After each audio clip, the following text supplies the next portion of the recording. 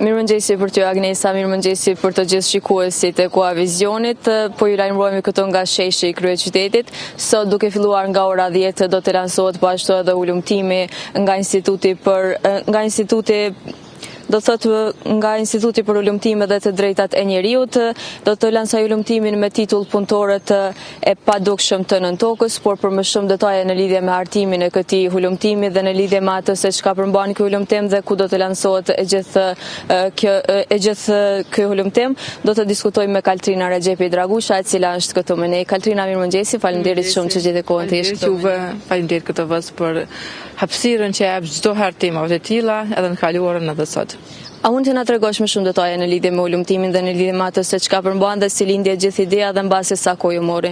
Ulëmtimi që do të lansohet sot ka filluar në muajin shtator, i cili përballës ka listën e sëmundjeve profesionale të minatorëve të trefshës dhe nevojën për një pensionim të parakohshëm, ndryshimet legjislative që do të çojnë në pensionim të parakohshëm për minatorët e Kosovës, në këtë rast njësi në Artan, njësi në Stantorg dhe në Bollobërt, të cilat janë aktive si minjera. Arsye pse kemi nisur këtë ulëmtim është duke që për 25 vite asnjëherë nuk është folur për shëndetin, jetën dhe punën e minatorëve, përveç për pagat e tyre që bëhen greva, asnjëherë ne nuk dëgjojmë për shëndetin e tyre. Ne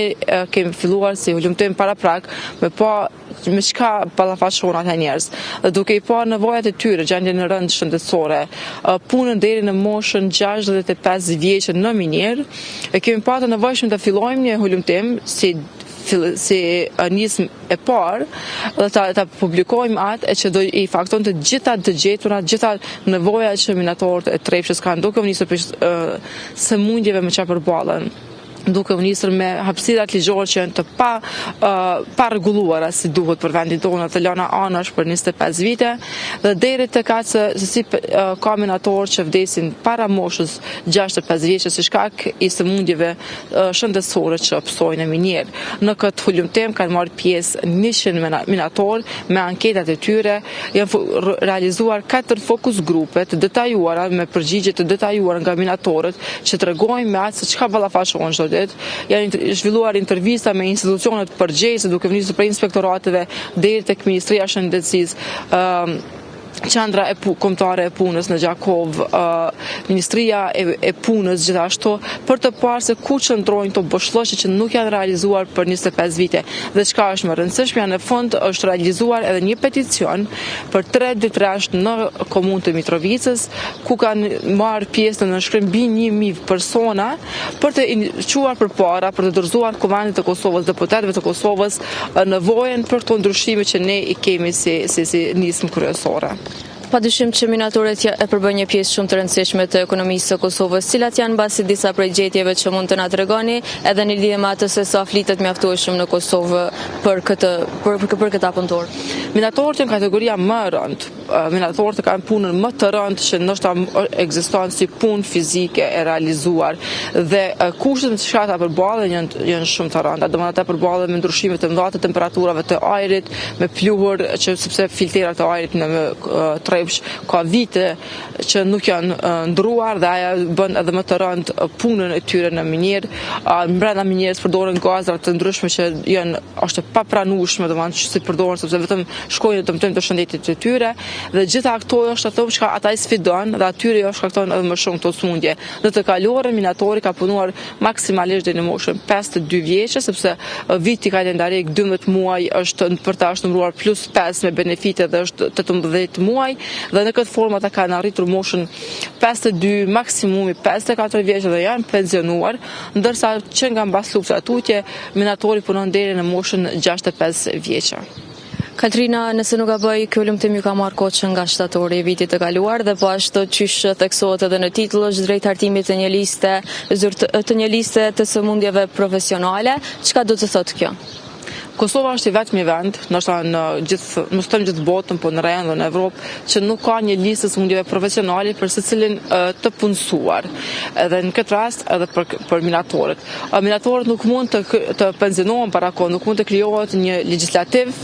që do mundson atyre pensionimin e parakohshëm në rast nuk ekziston një listë e sëmundjeve profesionale, me çka secili profesion i ka specifikat e punës së vet, e që mund t'ia dëmtojë shëndetin gjatë karrierës së tij, gjatë punës së tij, domethënë nga mosha 20-25 vjeçe kur fillon punën deri në moshën 65 vjeçe dhe në bazë asaj liste specifikohen secili profesion specifikat dhe punëtorët mund të kërkojnë benefite, jo secili profesion të pensionohet para kohe, po i ka benefitet se në çfarë kushte mund të punoj, sa mund të përballoj, çka është ato që duhet të tolerohen. Në këtë rast, për minatorët është në bazë të asaj liste, minatorëve të mundësohet një nevojë e pensionimit të parakohshëm, sepse identifikohen sëmundjet, identifikohen sfidat, identifikohen me çka ta përballen çdo ditë, dhe atëherë mundësohet që ata të mund të pensionohen para moshës 65 vjeç dhe jo të kalojnë gjithë jetën dhe ndoshta as të mos e mbërrijnë pensionin për ta gëzuar për shkak të sëmundjeve që i marrin. A flasim pak edhe në lidhje me lansimin, do të thotë për fond? Sot lansimi ne jemi shumë të lumtur që në lansim të këtij hulumtimi jemi përgjigjur pozitivisht kabineti qeveritar, në këtë rast ministri i punës për punë për familje dhe për vlerë të ushtrisë lirëmtare zoti Alin Hoti, zëvendës ministri i shëndetësisë Arsim Berisha, zëvendës ministri i ekonomisë zoti Armjeku, do të marrë pjesë ushtruesi i detyrës si kryeshefi i Trepshës Faton Ahmeti, po ashtu sindikalist dhe mjek profesionit, po ashtu do kemi edhe ambasadorin suedez, të ftuar të cilët janë mbështatësit financiar të këtij projekti dhe dua ta falenderoj si ambasadën suedeze, po ashtu partnerin ton CDF që për 3 vite radha na beson në hulumtime që ne i nxjerrim dhe sidomos këtë temë sepse ka qenë temë e pa trajtuar më herët dhe ka qenë sfiduese edhe për atë të mbështesin një projekt që ka një temë që nuk është diskutuar më herët dhe jam falendëruese që ka ndarë besimin për të çuar tutje këtë. Ky hulumtim lansohet në përfundim të javës së minatorëve, veprat e tyre, domethënë 7 vite më herët, greva minatorëve ka qenë ajo që ka filluar ndryshimin që ne sot e gëzojmë si shtet ndërtim, dhe ndërsa sot ne do po flasim për minatorë që ende vazhdojnë të kontribuojnë në Trepsh, po për jetën dhe shëndetin e tyre. Katrina, ne na mbetet të ju urojmë punë të mbarë sot dhe të falenderojmë shumë për kohën. Faleminderit juve dhe ju mirëpresim edhe në lansim të hulumtimit. Faleminderit shumë. Ishim pra me Katrina Rexhepi Dragusha, e cili na tregoi më shumë detaje në lidhje me lansimin e hulumtimit për minatorët